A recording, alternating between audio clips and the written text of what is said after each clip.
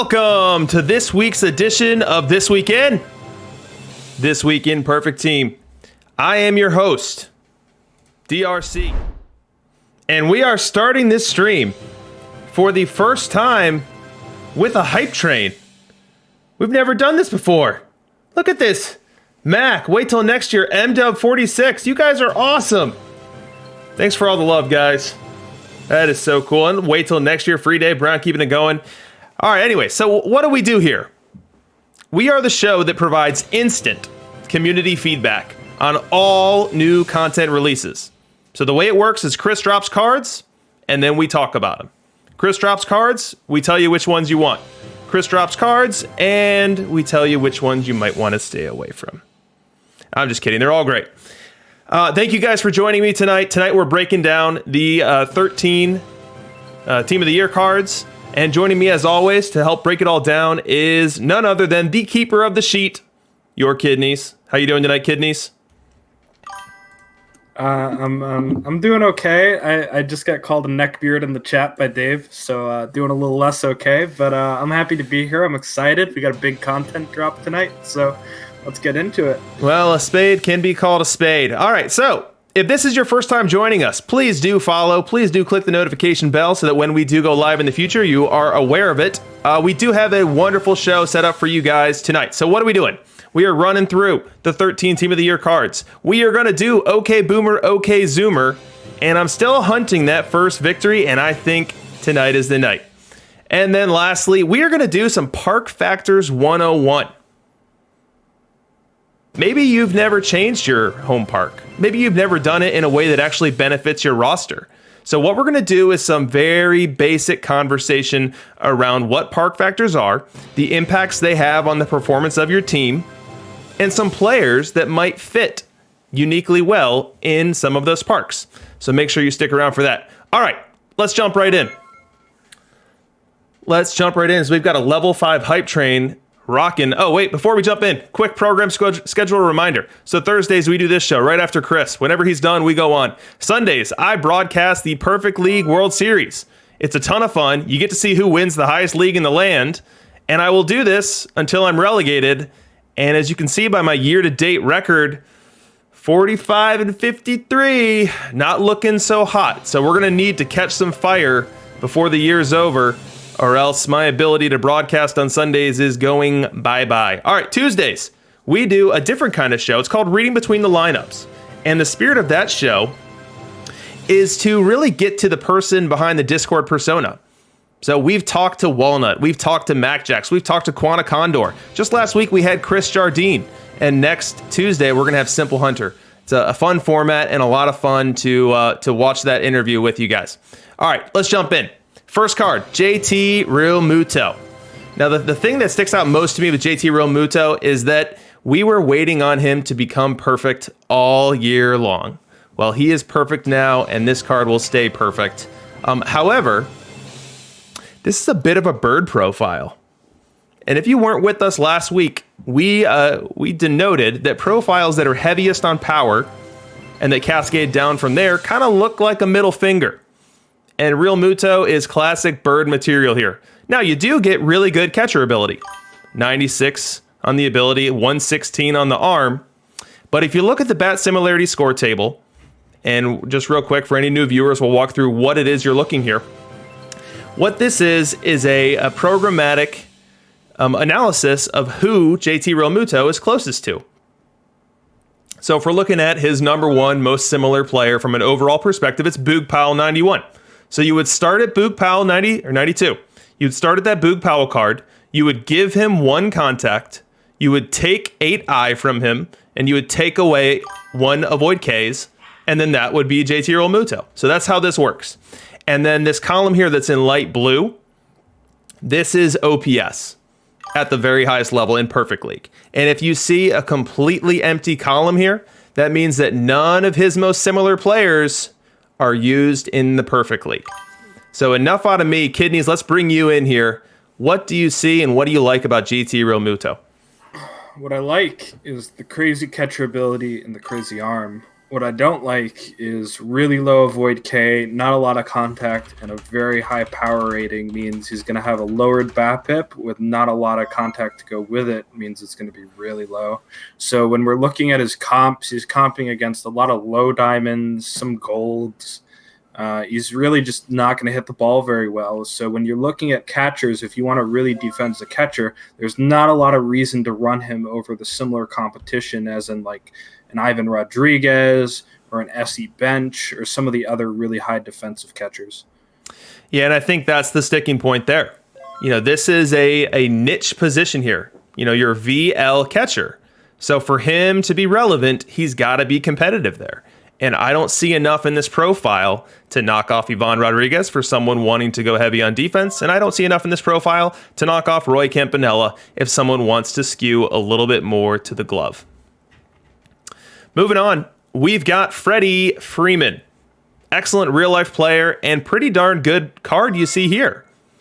Anytime that someone's most comped card here, top bat similarity score, is Ty Cobb, arguably the best hitter in the game, it's going to get my attention. So let's take a look at his versus right profile, which is the way that I always look at split dominant cards or platoon type cards. So let's look at his versus right profile and the number one comp there, Ty Cobb. But how do we compare to Ty Cobb? We start with Ty Cobb and we take away 7 contact. We take away 2 avoid Ks. So you're not getting Ty Cobb performance out of Freddie Freeman. You're getting Freddie Freeman performance out of him, which still could be very good. You start with the 120 contact and you don't have a ton of power to hurt you in the BABIP department. It's actually lower than the contact there. And then it cascades down with a pretty acceptable avoid Ks of 80. Now, defensively, he's got what I'd call an acceptable, probably more than acceptable first base profile. Light on the range, but certainly acceptable with the error department. Gives him an 89 overall rating. So certainly can be deployed in the field. But Kidneys, how much do you think Freddie Freeman's going to hit? This is a rough one, and I'm going to walk back a little bit from what I said on Discord and DLL and some other places. I actually think this is better than I thought it was V-Right because I didn't realize how high the BAPIP was. So if you're a little bit newer or you haven't watched this before, really what BAPIP means is it's a combination of what contact really is. So contact really isn't a stat. It's a little bit of a mix of K's, power, and BAPIP. And BAPIP is, if you hit the ball, it's batting average on balls in play. How often is it going to be a hit, right? How often are you going to get on base with that? And that's really the key to making a card a contact hitter. And because this card has a lower power than somebody like Stan Musial, I actually think might be a much better right-handed hitter. Now, the issue comes in with his left-handed profile is just so weak.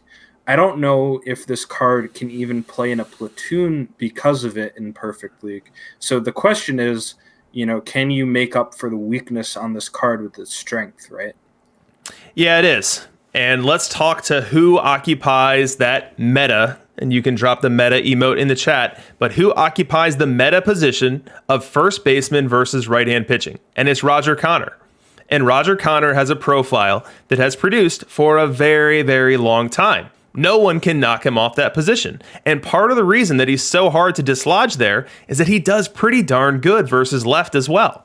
So we're talking a high 700s OPS versus right, if not better, and then an OPS that sticks around in the 700s versus left, which Freddie Freeman will most definitely not give you. Freddie Freeman versus left is going to be well sub 600. The only hit you see in the bat similarity score is Honus Wagner, who's at 619, and he's doing that as a right-handed batter. So it's going to get real ugly. However, when you are having a left-hand batter, platoon, and face only right-hand starting pitching, you do get a pretty good percentage of those at-bats versus right-hand pitching.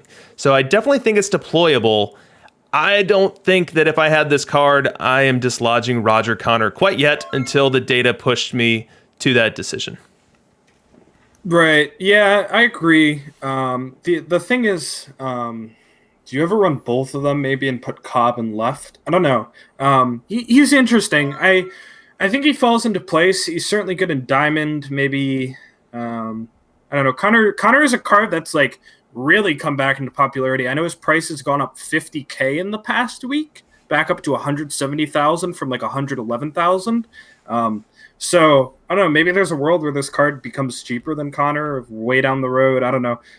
He's interesting. He's not a better fielder, so maybe he is a DH down the road. But he's certainly going to be better V right, but the V left is the struggle. Yeah. Yeah, at the end of the day, we just need to see how good that V right profile is, and does it make it worth stomaching those at-bats that come versus left-handed relief pitchers later on in the game. And let's move on to the next card while we call out some love in the chat there from API and MacJax. Thanks, guys. All right, DJ LeMahieu. Very interesting profile, and when I say that, I really see like an inverse bird here. We're going to need to come up with a name for it, but this is not too dissimilar to the way that cards like Gwyn and Ichiro and cards that really are heavy on the contact and avoid and then lower on the power. Now, it's less pronounced with DJ LeMahieu here, but this card can be interesting in a lot of different ways. One, it's not very splitty. Two, it can play some defense. 88 range. It's not something that I'd recommend you put at second or even really recommend you put it at third because of the deficiency with the arm. But as a reserve, certainly playable there. And then we talk about first base, and LeMahieu is not a short guy. I think you might just be able to tell us what he's going to train to at first base, and it might be something that's interesting for people. Now, from a bat similarity score, there's not a lot of hits in there, but that doesn't scare me too much because these profiles aren't that widely available, and his only hit there is Tony Gwynn. And versus left, he's Tony Gwynn minus a little contact, minus a little avoid, and then getting a lot of eye. So this is a very interesting card to me, but what do you think? So, remember, was it last week? It was last week when we got Derek Jeter, and everybody in the chat is telling me Derek Jeter can play V left. And I haven't really seen if Derek Jeter plays V left or not. This card is what you wanted Derek Jeter to be, but he plays both sides of the plate. And not only does he does that, this card is 6'4". He's a 6'4". He's a very tall person. And as a very tall person, he can train up to 115 according to the calculator at first base with that error and that range. So he is, he doesn't clock very high on my spreadsheet with the metrics, but he also clocks in very high in the BABIP because of the lower power. And I think this card is going to heavily outperform the similarity scores and heavily outperform his similar compositions. And so I think this is a card that you could play on first in something like a very defensive-oriented team and maybe get some really good hits and a very consistent hitter, a very high average hitter, and somebody that could exceed expectations. Now, I don't know if it's going to be enough to play at the highest level, but certainly a card that will play in diamond for you. Would you consider yourself a very tall person? I am 6 foot, so I'm not a short person. Okay, but not very tall. Not 6'4", no. All right, Fernando Tatis.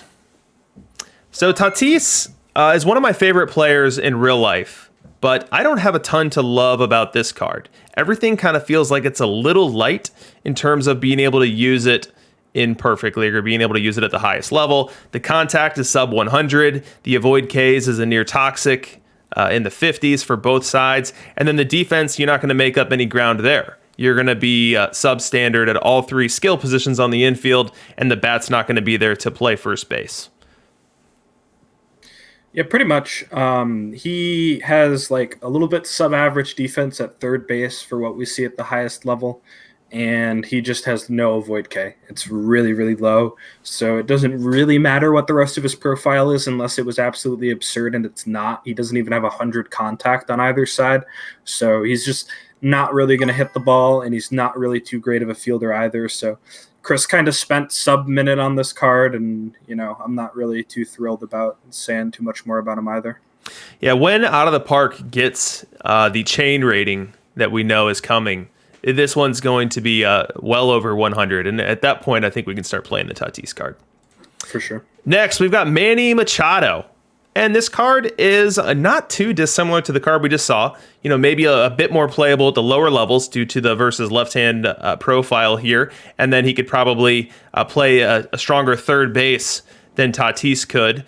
But another card that I don't think is going to dent the meta at the highest level. As you look at the bat similarity scores, you don't see a ton here, and what you do see, a couple of hits on the versus left table, are both sub 700 perfect league OPSs. And if you're sub 700 on the OPS, you had better be bringing Ozzy level defense, and Manny's not going to do that.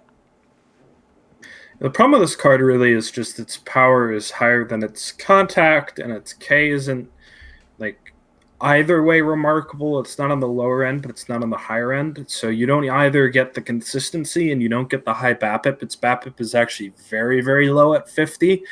And the contact just is too low to boost that BAPIP up. And then you kind of have the, like you touched on, the substandard defense. So there isn't really too much going for this card, even though it looks kind of solid all around. It just really doesn't get like a big boost in any direction, making it really great. Yep, absolutely. And thanks in the chat, Simple and API and Mac and Chuck. You guys all rock. All right, Juan Soto. This card was a cup of coffee in the middle of the stream there. I really like what I see here. You see a ton of really high ratings. And one of the points that you made to me, Kidneys, before we went live here, is that it's almost a crime against this card that the blue bars themselves kind of cap at 100, because it kind of hides the fact that all of those ratings are significantly above 100. We're talking 120 plus on the contact VR. The gap power is both over 110 on each side. The eye is off the charts there, 123 and 126. And the avoid Ks is where this card is deficient. 74 versus left, 76 versus right. So that's going to be what you experience with this card, slightly higher K percentage. But as you look at the bat similarity score, you see a ton of hits here, ton of hits. And as we focus on the versus right table, number one comp there's Ted Williams. He's Ted Williams with less contact and less avoid Ks.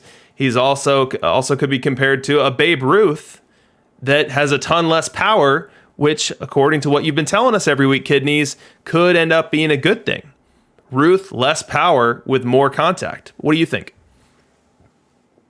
Yeah, that's kind of the issue. It's not necessarily more contact, but he's got much better splits than the Ruth does.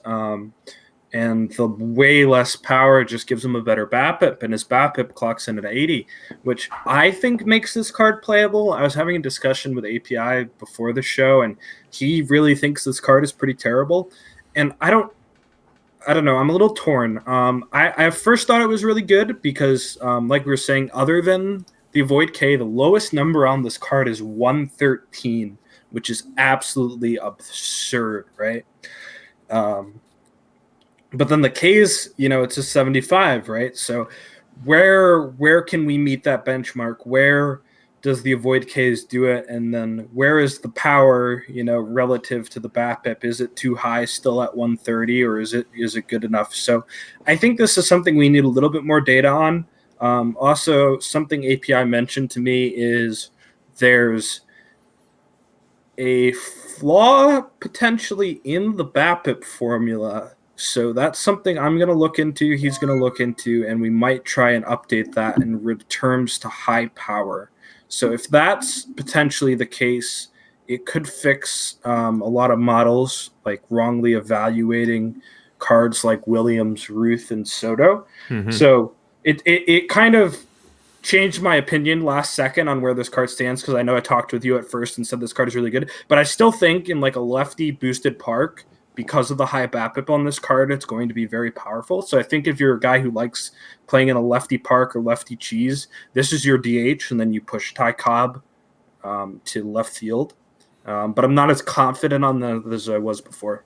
A flaw in the BABIP. That sounds like a disturbance in the force to you. I mean, you're Mr. BABIP. I am Mr. BABIP. So I was very shaken when he said that, and it's something that it's going to keep me up at night. I'll probably all night tonight. So it is. This card really intrigues me. I really want to believe it's good. So I'm going to believe it's good. I'm gonna put my faith in this one, I think. Yeah. So let's talk for a second about if this card's good. What happens? Who gets bumped? So the defensive profile with only 75 range is less than everyone who's out there right now, which means that he has to be DH'd if you want to be competitive at the highest level. So that means that you're going to need to push Cobb into the field, because you're not going to be taking Cobb out. So if Cobb goes into the field, you're going to want to hide him in left. And if you push Cobb into left, then you're displacing oftentimes TWIPT Speaker. And so the equation becomes, is Soto's bat that much better than TWIPT Speaker's bat that you're willing to take the defensive downgrade from Speaker to Cobb? And that's the question that the data coming out on Soto, once people start running him at the highest level, is going to need to answer. I actually don't think, the more I've looked into corner outfield defensive downgrades, I'm going to be very anti-kidneys right now and say I actually don't think it's going to matter that much. But the real question is, do you think this card is a better bat than Speaker? And that's going to be something we're going to have to see practically for a very long time. And I think it's going to be a lot of people are going to probably heavily contest me when I say I think off the bat I like this card better than Speaker's bat, but that's a controversial opinion. We'll have to see how it plays out. We'll have to see how it plays out, but for tonight at least, this is Kidney's fave, Juan Soto, 100 Team of the Year. Next, we've got Ronald Acuna. And Ronald Acuna, one of the most fun players in real life, a player that you'd like on your fantasy baseball team, you'd love on your dynasty fantasy baseball team, but I'm not sure about a player that you want on your perfect team, league team. And what really holds him back for me is that, and I'll call it toxic again, toxic avoid Ks, 48 versus left, 47 versus right. And then if you look closely, if you really stare, if you get real close up to the ratings, this is kind of a bird profile. The 142 power stands out so significantly as the highest rating versus left. The contact is 50 less than that, just about, at 96. And then the avoid Ks is way, way less than that. So this card, I think, is going to have a really hard time hitting. And as we look at the bat similarity scores, you see only one hit there, and it's a Frank Thomas versus left. And this card really doesn't even compare to Frank Thomas. It's Frank Thomas missing a ton of contact and missing a ton of avoid Ks. So I think that's not even really a good comp because of how different they are and what categories that they're different. Now, defensively, Acuna, unlike the last card we looked at, is going to be good. Acuna can play a great corner for you with that 97 range, but the bat's just not going to be worth it. Yeah, the issue is what this card is right here is an entry pool card. Now, you may be going, why am I saying this is an entry pool card? We're looking at a perfect card that's going to be very expensive. It's brand new. The reason I say that is a bunch of my friends have been playing an entry pool recently. And what you want in entry pool is high eye, high power. Shout outs to Sanji for that. But the reason is you want to walk and draw a ton of pitches so you wear out your opponent's pitching staff and they have to throw hitters, and then you hit all the home runs off of them. And outside of that, with 50 avoid Ks, you're probably not good for much else. Yep, and next we have got Mookie Betts. Now, whenever we do these streams, the number one most important thing isn't to go through the cards. It isn't to do OK Boomer, OK Zoomer, which is coming up. It's not just to have fun. The number one most important thing to me is to make sure that my co-host, Your Kidneys, is comfortable. And I thought that this could be a painful card for my Red Sox fan friend here. And so I've gone ahead and taken the liberty of giving him back the Red Sox hat just for tonight. I know you don't get to keep him. I know you don't get to play with him again. You can't get root for him anymore. He's going to be in LA for quite some time. But just for tonight, just for the sake of this discussion, so you're in a good spot, your chi is calm, I've gone ahead and done this for you. And I'm going to let you bat lead off too. What do you think of Mookie? You hurt me. You didn't replace the Dodgers logo. I still have to stare at it. So Mookie is another card, kind of gets similar to the Machado, where he's got a lot of blue stats, a lot of the turquoise stats, but in reality, he's got a power higher than the contact, and he doesn't have anything else really too special, and the BABIP's low, and he just kind of doesn't clock out really great anywhere. And his defense is fantastic, and I really want to love this card because I am a diehard Red Sox fan, and I love Mookie Betts, and I am so sad to see him go. But there's nothing really too great about him. I mean, I think the left, which is his strong side, I had him at 34, and just being 34 on your strong side doesn't really cut it these days at the highest level. So you get this card, you could play it at a lower level, but other than that, not really going to cut it anymore. And 96 range is more like a corner defensive outfielder nowadays as well. So, kind of is what it is. Yeah, I think it's kind of a card from yesteryear. I think early on in the game cycle, it could have been very interesting. That combination of contact and avoid Ks for versus the left-hand pitching, I think could have been very interesting when combined with his outfield defense, which a lot of people were playing that Ichiro Suzuki 92 early on. So, it could have been a card to make some noise back then. But at this point, when you can't get away with 96 range in center field anymore, and the bat's just not going to be able to produce in a league of a lot better bats, I think it's never going to have its moment in the sun. Next, we've got Marcell Ozuna. I mean, how many Braves did we get tonight? I feel like every time I click, I see another Atlanta Brave, which is probably my second least favorite team in baseball, but we will soldier on here. This card's actually more interesting than I thought it was going to be, and it's because of that super duper high contact rating versus left-hand pitching. Now, it does come with a low avoid K, so I'm sure we won't be able to escape Kidney's soliloquy here without the word BABIP coming out. But, he pairs that 124 contact with a 91 eye. But as we look to the glove, it's a DH-only card. My sneaking suspicion is that as a DH-only card, the bat's not going to be there. You can see that from the fact that the bat similarity scores doesn't have a ton of hits there. But that is really off-the-charts contact. So I'm curious what you think, Kidneys. The thing is with this card, it's kind of interesting because it's one of the few power hitters in the game that has off-the-charts contact and off-the-charts power, but it has the K low enough to supplement the B word. I won't say it because you called me out on it. But the B word is actually very high. It's a 91 on this card on the left side. So it's interesting. I don't think it plays. It's going to be really insane on a lower level. Like if you are in silver or gold, this might be like the best versus left card in the game because of that really weird profile. So go pick them up if you have a ton of points and nothing to do at a low level. Maybe if you're like Pidge or somebody, you like this card. But I think outside of that, I probably don't see this card seeing any play at a high level. I mean, if you're Pidge, depending on the card and depending on which account you're talking about, you might love all the cards. True. And I bet this one would, to your point, rip up that entry-level league if you bumped into this in a pack. Yeah. However, if you're Pidge and you pull this card tonight, I think the first thing you're doing is rushing to the auction house, being that first sale, and trying to grab a milli from it. But I'm sure Pidge will be in the chat to tell me that my understanding of the auction house is entirely off base, with which he would be 100% correct. All right, moving on. We've got Max Fried. Starting pitcher Max Fried, another Atlanta Brave. I swear if there's another Brave, I'm going to throw something here. And as we look at this card, I'm going to jump immediately to our similarity scores. We see a ton of hits there. A lot of pitchers that pitch in Perfect League, but not a lot of pitchers that pitch well in Perfect League. And let's talk about what makes him different. He carries that extreme ground ball profile. We don't have a ton of them. And the ones that we do have, I don't think many of them are left-handed pitchers. So that makes him somewhat unique, somewhat interesting. And then from a pitch value perspective, only 3 pitches. Decent velocity, 93 to 95, and good pitch values. So he is going to get a nice little boost going to the pen. So I think this card likely can knock off some of those bullpen arms that have been hanging around for a while.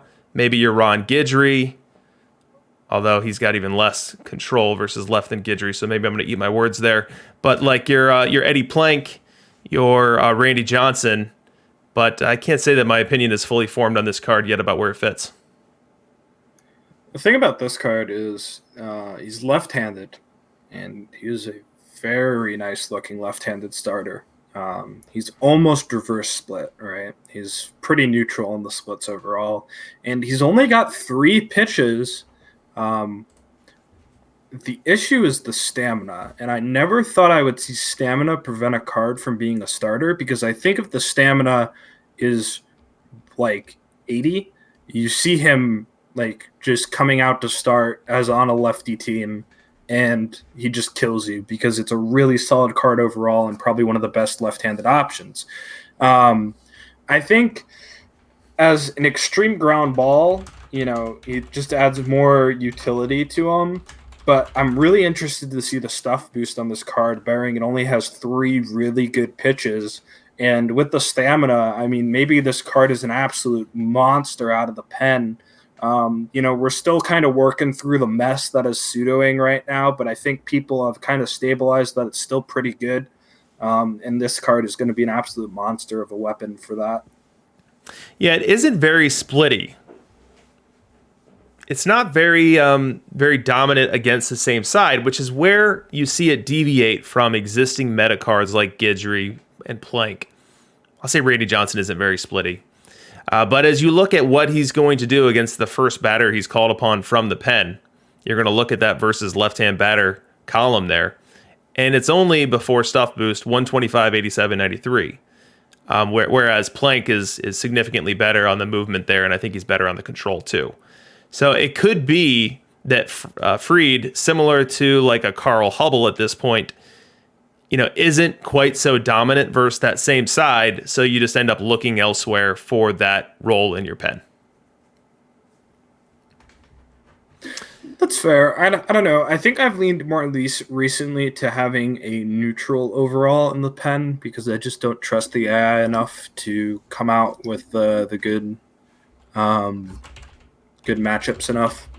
And you do have to put some faith in the AI. I feel like you're just going to lose a lot. But I think there's a lot better to be said about this card as a starter than Plank. The issue with Plank is against right-handed batters. I mean, my Plank in DLL has walked almost 3 batters every 4 innings this season, which is just, horrid, right? So it's bad. And I think the slight buff on the control on this card might be enough to put it over the threshold. So I don't know. He's interesting to me. I really like having another extreme ground ball, a really good lefty, and I think his stuff boost might be a lot better than Plank. What does Plank have for pitches? Let me just check. Plank has 3, but they're not quite as high. So I don't know. That's a good comparison. I'm not entirely sure now how I feel. But and then Master Chief asking in the chat if we see him as a follower, and I would say because of the stamina, no. You're going to bring him in if you're doing like a true pseudo and pulling your starter after 3, 4, 5 hitters. You're going to pull him in, and he's going to wear out rather quickly. And then you're going to be giving the game to your bullpen in like the 6th. And I never like to routinely give my bullpen 3 or 4 innings to try to work around. So I would not envision using Fried as a follower very frequently. I think I really like what Quanta Condor said in the chat. This is some weird kind of pseudo opener. Is an excellent point because maybe you have him go once through the lineup in a few batters and then come out, right, after a bad matchup. Or maybe you do what API experimented with and you have him double pseudo where you put him in for a little bit and then you try and pull him out again after, an inning or 2, right? So I don't know. I just feel like this card has 2 good ratings to not be played somewhere. But I'm not just the stamina just limits him as a starter, and I feel like he'd be a great starter. So next we've got Shane Bieber. I love me the Biebs. And I love him not only for how good he is as a real baseball player, not only for how good of this perfect team card it is, but I love him first for what he's done for my fantasy team. And I'm sure you all are just dying to hear about this, so I'll just indulge you a bit. But I was able to pick up Bieber. I'm in a dynasty league, and I picked him up before he was really a thing because I thought he was a approach adjustment away from dominating, and him actually becoming the dominant ace that he is today has been just an absolutely awesome thing to develop. And as we look at his card here, this is a starter with stock stuff in the 150s. Holy cow. I mean, what's Pedro at? I mean, that's a ton of stuff for a starting pitcher. Now, stamina is only 73, so a lot of what we said about Fried is somewhat applicable here. Fried was 66. And the control here, I don't love the control. When you're sub 90, you've got some problem with walks at the very highest level. So I think for me, Bieber is going to be a bullpen card. And as you look at the Perfect League similarity score table there, a lot of the names there are bullpen cards. Your Bob Feller 100, your Red Ruffing 100, your Bobby Matthews 100 as we look at the versus right table there. So I think that's where this card's going to fit in. And what I like about it is it's bringing more control than Feller. Feller has been very effective, but he's very, very volatile. His walks per 9 are just off the charts, and I absolutely despise that, especially late in game.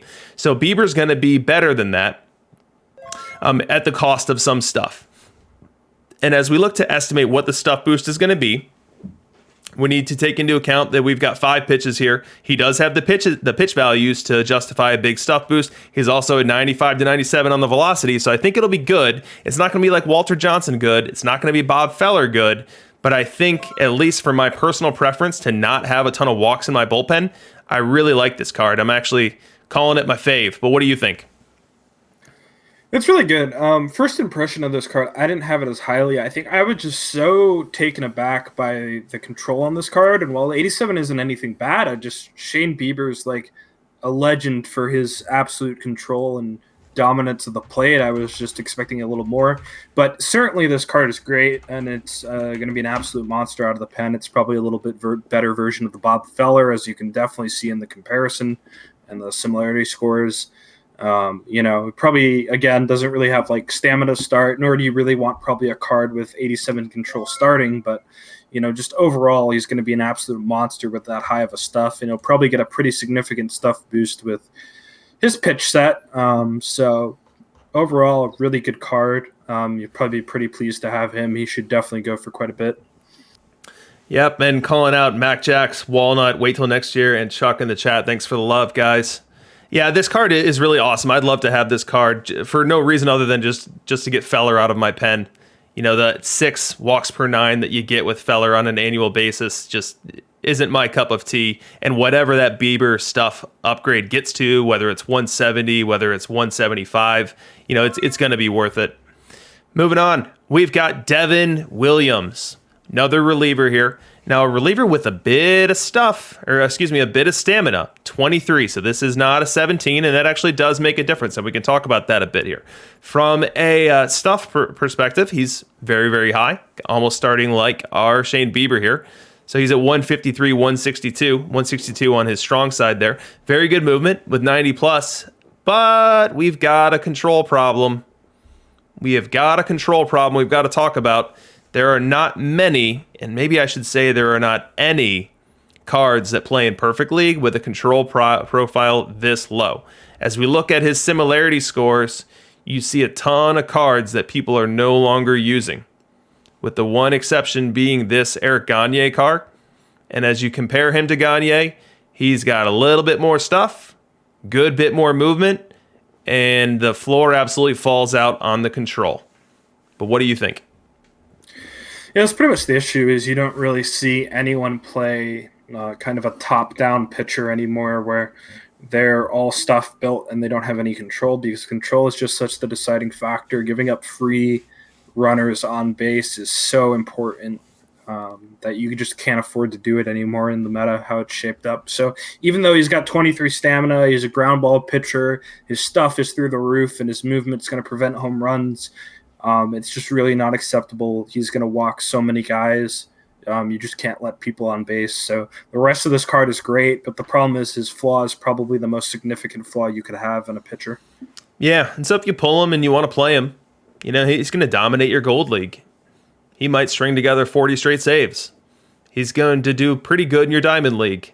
Year to year, could have some down years, could have some rough years because of that control. Last but not least, we've got Liam Hendriks. And this card is a bit of a horse of a different color. You've got the good stuff here, albeit a slight downgrade from Devin Williams, but you've got very acceptable to good control. So whereas Williams was 90-ish on the movement, Hendriks has that same movement, but he's picking up 30 control on him there. He's also a ground ball pitcher. And as you look at who he compares to here, he's kind of a Gagne. I would compare him most to Gagne. Gagne, less stuff, but getting juicy goodness of movement and a lot of juicy goodness of control. And that's a trade that I'm going to make 10 times out of 10. I'll give away 12 stuff to get 3 movement and 6 control. But what do you think? Exactly. It's like we just talked about. Control is everything right now, and so getting a pitcher, that you're gonna get more control out of at the cost of stuff is probably a net bonus. And on top of that, for somebody like me that thinks this is always a bonus, and not everybody agrees with me, but he's a ground ball pitcher. As well. Gives him another plus in my book. So I think this card is better than Gagne. Now, I think Gagne is good enough that we could see a wave of people running true relief pitcher pens if you have the money to do so. Gagne is very expensive. This card will be very expensive. But it's just a really great all-around relief pitcher card. It's going to be really good. You're going to see it played everywhere. If you have it, you're going to play it. That's just pretty much how it's going to be. So let's talk for a second about why someone would choose to run an all relief pitcher pen. Like, what would be the benefits of doing that versus having your converted starters? The benefits are really the ability. So the change they made when they switched from 20 to 21 is they found that too many people were putting starting pitchers in the pen. So they added the ability for relief pitchers to recover a bit faster and pitch back-to-back days. Now, sometimes starting pitchers can pitch back-to-back days, so it's not like entirely set in stone, but the advantage is you could probably play them on faster hooks and get more use out of them if I were to be understanding it correctly. And that would be a more flexible kind of bullpen that way. You'd probably have to run like an extra person in your bullpen to pull it off, but overall, you'd get some more flexibility there, maybe get some better matchups out of it. Yeah, you're absolutely right. And so as we look at bullpen management, the reason that Hoffman card and now the Rivera card were so sought after is we didn't really have that nails down back end of bullpen guy that could come out there and close a game down for you on Monday and then come back on Tuesday and do it again. We had some high stuff starters that people were putting back there, and to get around the recovery challenges, oftentimes people had to run two stoppers. And so now that we've got some legitimate closers, people can actually run legit closers again. And if we're filling out the middle of a bullpen with a Liam Hendricks and with an Eric Gagne, we're going to be able to do that with more spots. Now it just comes down to team design, team concept, how much are you pseudoing? How much flexibility do you want on a game-to-game basis? How much flexibility do you want when you get into a short playoff series to be able to move things around and have those options? And the more true relief pitchers you have in your pen, the more you're taking cards off the table in that vein. But I could foresee a lot of teams not caring about that and rather having that ability to have that better recovery. All right, that's the set. 13 cards, team of the year. I'll say that I was a bit surprised. I thought we got a lot more playable stuff than we were going to. And I think the reason that I was thinking that, which was incorrect, was that, we've been so conditioned to this game cycle that like live cards are so deficient to non-live cards. And not that these are live cards. These are obviously team of the year cards, special edition. But I just wasn't expecting a ton. I thought that we might get a card or two. And I feel like we got a whole lot more intrigue and a whole lot more interest than that. I'm excited to see these cards start getting pulled in the auction house and see what they start to go for, especially cards like the Soto, the Bieber, the LeMahieu. And then after they get pulled and after they get sold, I want to see them in Perfect League and see what kind of stats they're putting up. So this was a really cool content set. What do you think? I liked it. I think we got some really interesting options. Fried and Bieber are certainly really good. Hendricks is great. I'm kind of interested to see how Soto plays, if he's another fluke in the model or if he's actually as good as he says he is. I wonder if LeMahieu can overperform the model because of his BABIP. It's an interesting set to me. I think we definitely got enough playable cards that this is definitely a win in my book. All right, it's halftime, and what do we do at halftime? We play everyone's favorite game show, Okay Boomer, Okay Zoomer. And the way this works is I show Kidneys 3 things from the 90s, and he has to identify them. And then he will show me one horrendous Zoomer meme from today, and I'll try to make sense of it. Let's get started. All right, this one comes courtesy of Chuck, and we want to know what bands are on these guys' shirts. No idea. I mean, I've seen the image before, but I could not tell you what bands are on their shirts, nor could I even tell you what TV show this is, so I guess you can take points off for that one. Wow, can't name either character? Nope.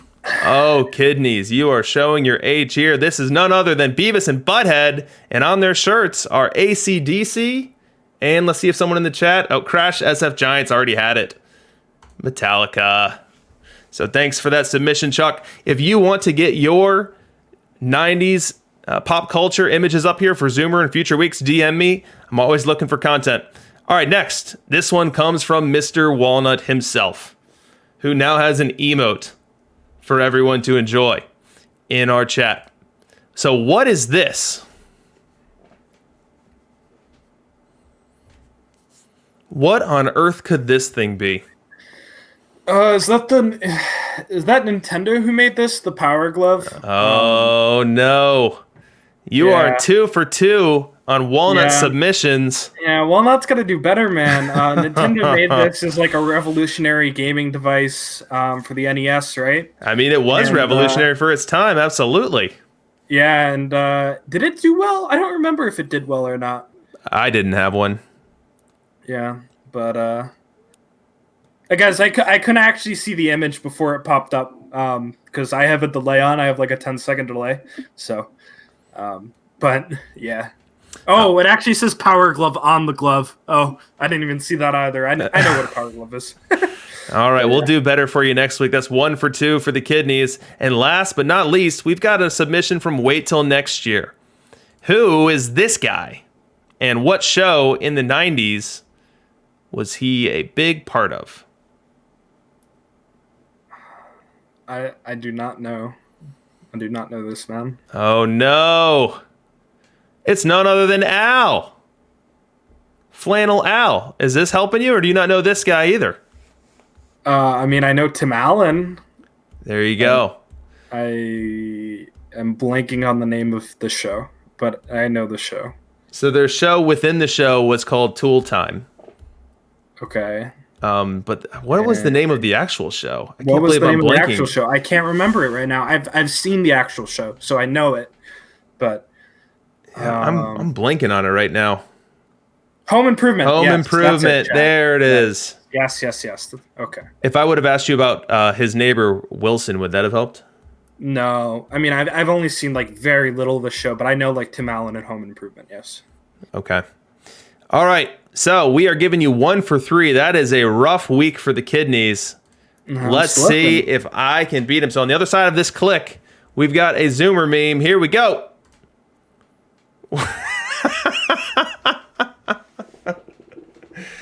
What is wrong with you and your Zoomer friends? I wanna shout out my friend. Let me see if he's in the chat right now. Is Swecky okay is in the chat? I can't actually tell. There's too many people in the chat. Swecky okay is a legend for making this happen today. One of my friends had the idea because I posted this meme in the chat and he said, "Let's make this happen." And I asked Swecky okays did our emotes. He's here. He's in the chat. Oh my god! I love Swecky for making emotes for us, but. He made this happen. So do you have any idea what this is? Oh my gosh. Well, you're obviously rubbing the bald man's head for good luck here. Unless I'm missing something, but... No. So it's very simple. It's just pet the blank. And it started as a Twitter post of somebody saying retweet to pet the frog. And then it just blew up and it became a sensation on Twitch, where they would put this hand petting emotes and it's kind of just taken over social media. So we decided to make you, and there you go. It's Pet the DRC. Wow. Well, I am going ahead and claiming victory for this week's OK Boomer, OK Zoomer because you used my likeness in your meme. And I happen to know who I am. So that is going to conclude this week's OK Boomer, OK Zoomer. And what we're going to transition to now before we close the showdown is really Park Factors. Park Factors 101. A good buddy of mine, TextCow22, I hope he's in the chat because I'm calling him out right now, has been playing this game exactly as long as I have and has never changed his Park Factors. Not once. Not because he didn't know that he could. Not because he doesn't have an interest in doing it if it helps his team win, but because he didn't really know where to start and he's too lazy to figure it out. So what we're going to try to do on today's show is just walk through what park factors are, what are some of the more common park configurations that people are doing, and what are some players that might fit well in one park versus another. So let's jump right in. So what we've got for you today are 4 different park configurations, 4 of the more popular ones. Now, there are a whole lot more than this, and there's nuance in between these as well. So these aren't the only 4 configurations you can do, but if we're trying to create some buckets, we've chosen 4 for you tonight. So we've got neutral, we've got pitchers. So neutral is just going to be ones all the way down for your park factors. We've got pitchers park, which is where you nerf everything all the way down. So you're taking averages down to 0.9, you're taking your extra base hits down to 0.5, and you're taking your homers down to 0.9. And then we've got a lefty and a righty park. And so for a lefty park, you would basically start at that pitcher's park build, but then max out your left-handed batter options. And then you would do the inverse for a righty park. So let's talk first about some players that we think are uniquely situated to stand out in a neutral park. So we'll go ahead and load those up. And we've got Walter Johnson, face of the franchise, Warren Spahn, face of the franchise, a couple of starting pitchers, potentially a bullpen option for Walter Johnson there. And then Luke Appling, a stock shortstop who can be trained all around the infield, and then Jackie Robinson, a stock second baseman who can be trained all around the infield. So Kidneys, why did you pick these players for a neutral park, and why do you think that they would perform well there? So just some shout outs before we get started on this exercise. I want to shout out CFed, API, and MacJax for helping me with this.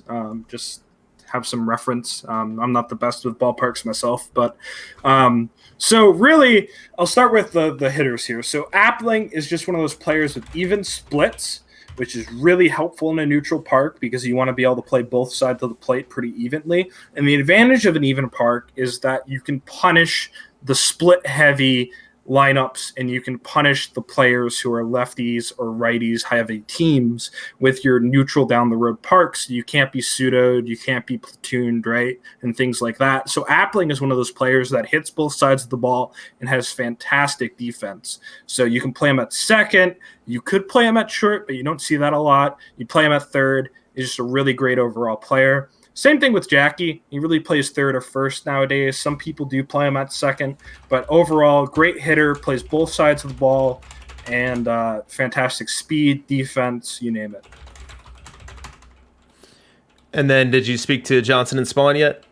Right, so Johnson and Spahn. Spahn is kind of just another echo of Appling and Robinson, but as a pitcher. So what you can do with Spahn is he's just a pitcher that plays to both sides. And now we've talked a lot about the fact that, you know, if you're a left-handed pitcher, right-handers hit you better, and that's true. So he'll still be hit a little bit harder by right-handers. But the fact that his splits are so neutral gives you a really good lefty option as a starting pitcher that can just play to the best of his ability against both sides of the ball. Walter Johnson is in here for a different reason, and that's neutral parks are really interesting because they let you pseudo at an increased rate. And this is, you know, a little more advanced, but the reason why is that you can pretty much bring out either side pitcher and not have a disadvantage when you're at home. Right. And so Walter Johnson is just pretty much overall one of the best suitors in the game because of his absurd, I think it's like a 42 or 46 stuff bump he gains in the pen. Right. So what is a pseudo? If you don't know what a pseudo is, I see that question in the chat. A pseudo is when you have somebody like it's an opener follower, if you know what that term is from baseball. So it's when you have somebody start the game, but they're not actually your starting pitcher. And then somebody else comes in after they've thrown like maybe to a few batters and they throw like your 6 or your 8 innings, right? So what you do is you send in a pitcher and you have him play against 3 batters, maybe till he gets to a bad matchup in the lineup. And then you take him out, right? And then you'll put in your Walter Johnson. You have him set to follower in your bullpen. And your Walter Johnson will throw, your next 6, 7, 8 innings and hopefully, win the game for you that way. And let's talk for a second about some of the benefits of having a neutral stadium. So as you're playing your road games, you're having to play in everyone else's stadium designs. You're having to play in lefty parks, righty parks, pitchers parks, loaded parks. So you're having to, if you're playing the matchups and if you're putting your guys into the right position, you're having to tailor your team on those road trips. So one of the benefits of having a neutral park is when you get home, you're flexible. You can do what's needed to recover from those road trips, what's needed in terms of who's available, who is rested. And so you're not having to really tailor your lineup to any particular handedness. You're not stuck playing players that are tired. You're able to do that on the road and then kind of have your default mode at home, and really no matter where you are at within your fatigue cycle, be able to deploy a lineup that's competitive for you. Yep, exactly. You hit on that. And it's also very helpful in the playoffs because as in the playoffs, you'll face a bunch of probably different parks and different setup teams, and it really lets you adjust your team and kind of play almost an anti-meta setup, right? And play against your opponent and build your lineup how you see fit. And you don't have to worry about necessarily, what your park factors are when you're factoring in who's your best options in your home park. Yeah, and as we talk about parks here, I've seen just about every park type win a Perfect League World Series. So no one park is better than another park. Mac won 3 titles with a neutral park. We've seen other people win titles with neutral parks. We saw Jay Mallett win a title with a lefty park. We saw Highland Deer win a title with a righty park. So you can win with any park design you want if you are building your park intelligently around your team, or if you are going the neutral route and then spending your time and effort really tailoring your team to be able to compete more on the road. All right, let's talk about next the pitcher's park. So again, this is the park where you are minning out everything. You're taking the batting average down, you're taking the doubles down, you're taking the triples down, you're taking the homers down. You're making it very difficult to score runs. So who is going to thrive in a pitcher's park? So Kidneys has for us Greg Maddux, Andy Pettitte playoffs, Ozzie Smith, and Ricky Henderson. Walk us through your thinking here. So really in a pitcher's park, what you're trying to do is you're trying to minimize your opponent's scoring, right? You have the minimum kind of factors, and you want a lot of balls in play with a high defensive team. So really, cards like Greg Maddux and Andy Pettitte will make your opponents put a lot of balls in play for your defense that you can necessarily try and get outs off of. And limit any high damage by minimizing home runs. Cards like Ozzie Smith are going to really maximize that defense and make sure that your pitchers don't, let up a lot of runs off those balls in play. And then Ricky Henderson is kind of an interesting thing Mac and I talked about a lot. The issue with the pitcher's park setup is you tend not to score a lot of runs. And so a card like Ricky Henderson gets on base a lot with his high eye, and then with his ability to steal and run the bases can potentially set you up for a lot of situations to score runs. So it's not the most conventional choice, but it's one to us that made enough sense to list him here. Yeah, I think that makes sense. So let's think about this for a second. If you are depressing how many good things happen when someone hits the baseball, then the people who have value outside of when they hit the baseball will be more valuable. So Ricky Henderson getting on base, Ricky Henderson's ability to swipe bags. And you can look at other hitters the same way, like someone like a Babe Ruth who can walk and get on base that way and have some base running value. You need to think about it that way. And then from a pitching perspective, you need to think about the guys that are giving up a lot of contact. And so Maddux, Pettitte, Glavine, those starting pitchers that are low in the stuff category. And if you're a budget player, we're talking about like your Deacon Philippe here, your Addy Joss, guys that are giving up a lot of contact are going to be hurt a whole lot less in one of these parks. Whereas a pitcher who's going to walk a lot of batters is not someone that you really want to load up on for that pitcher's park, because those walks are going to happen no matter what stadium you're in, and they're just going to hurt you more in that pitcher's park. So if you are running pitcher's park, don't have guys out there that are going to walk a ton of people. Your Bob Feller is not going to fit on your team there. All right. Right. And I actually think pitcher's park, just quickly, is one of the cheaper builds, which is I don't know if that's a common opinion or not, but the reason is defense is very cheap. because you could play somebody like a bronze Aussie at short, and it's not that different from like a 100 overall Aussie. You can get an SE Greg Maddux, and then cards like you mentioned Deacon Felipe and Addy Joss are not expensive. So I think for me, when I was coming up, I played a Pitchers Park build, and I won quite a lot of games with it on a very tight budget. So. Yeah, absolutely. And I think Mac Jack's Rockport Rumblefish is a testament to that as well. They have played above their head for many weeks now and have competed within the DLL with a build millions less in L7 value against a lot stronger teams. All right, next we've got Lefty Park.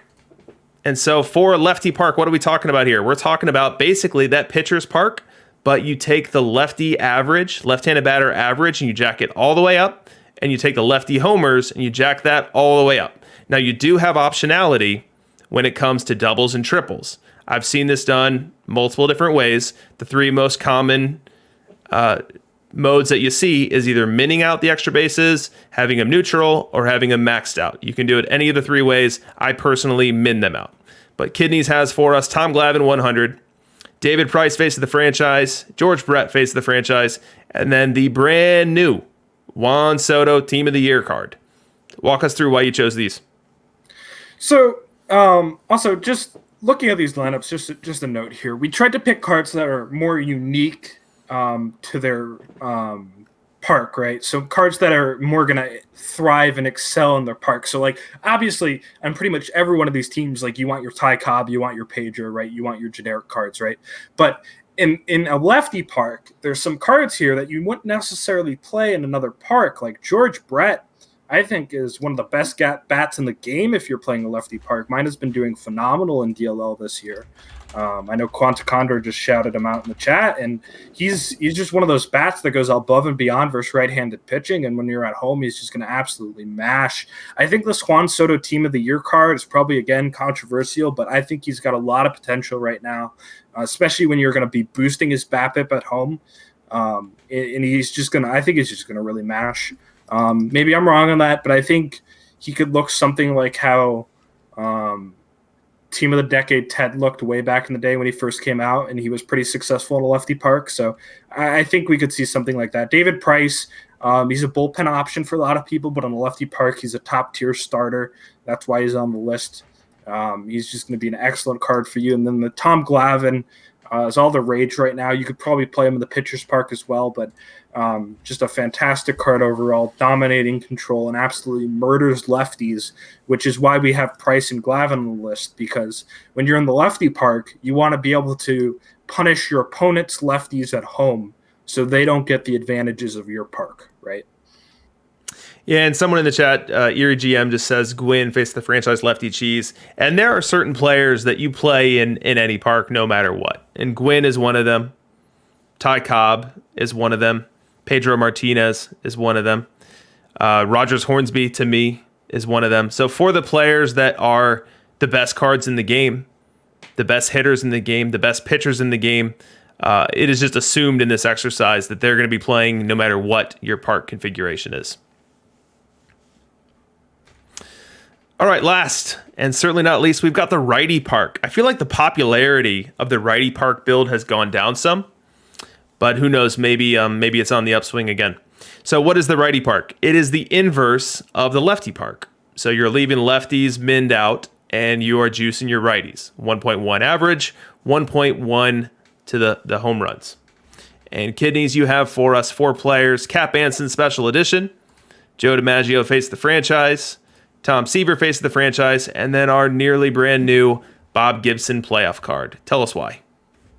So Cap Anson is kind of similar to some of the logic for the neutral cards, where he's a right-handed card that's going to excel against both sides of the plate.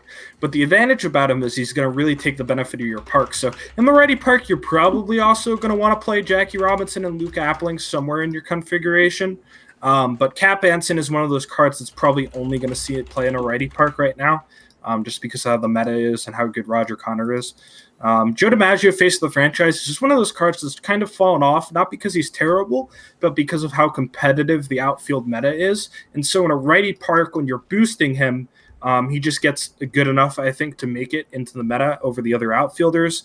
I see Hank Aaron in the chat. By a lot of people, Hank Aaron would be another great option, maybe over Joe DiMaggio in a DH kind of position. I like Joe better because he can play the outfield a little bit better.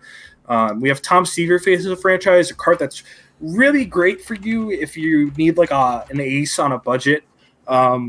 Or you're just below the highest end play of cards, but in a righty park absolutely thrives. Again, same logic as David Price and Glavine, but to the opposite side.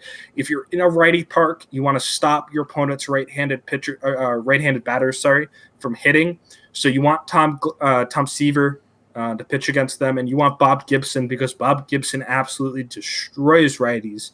And this is not something I thought I would be saying. Bob Gibson to start for you in a righty park. But for API this week in DLL, he's certainly proven Bob Gibson has a place starting in a righty park.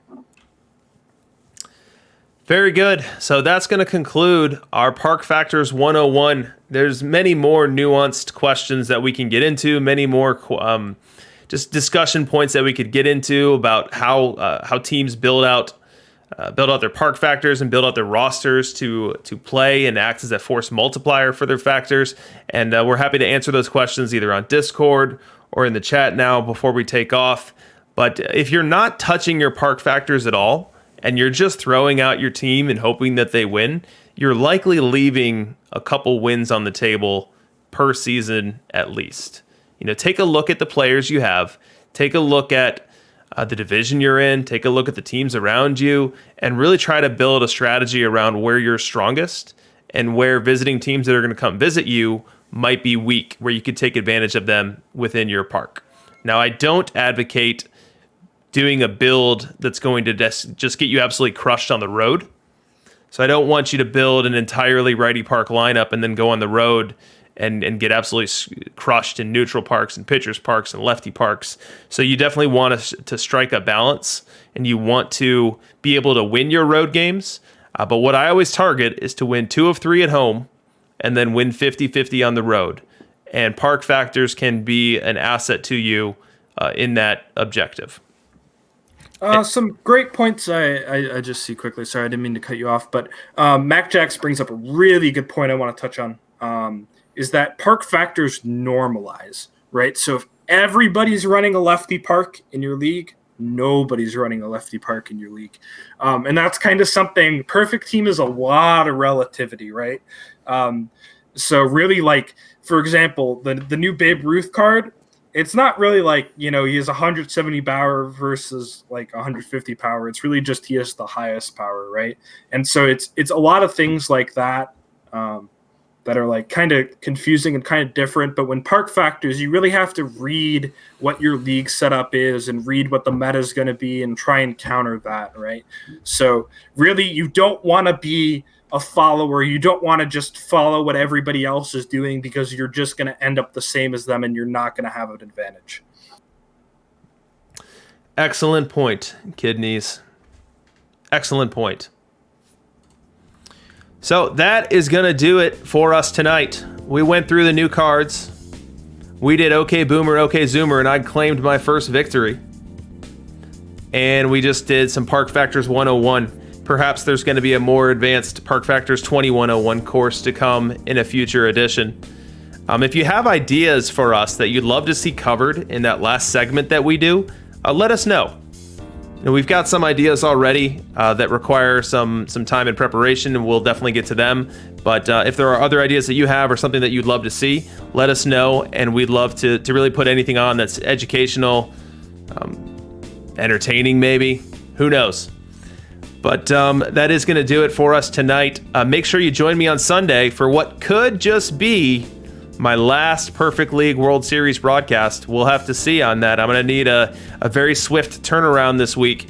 And then next Tuesday, make sure you join as I have Simple Hunter on. And then immediately following my stream, in theory at least, we'll be able to roll right into his 250,000th pack open, which is quite the achievement. But Kidneys, any final parting thoughts from you? No, just excited. Great stream. Thanks, guys, for all the support. Thanks for showing up.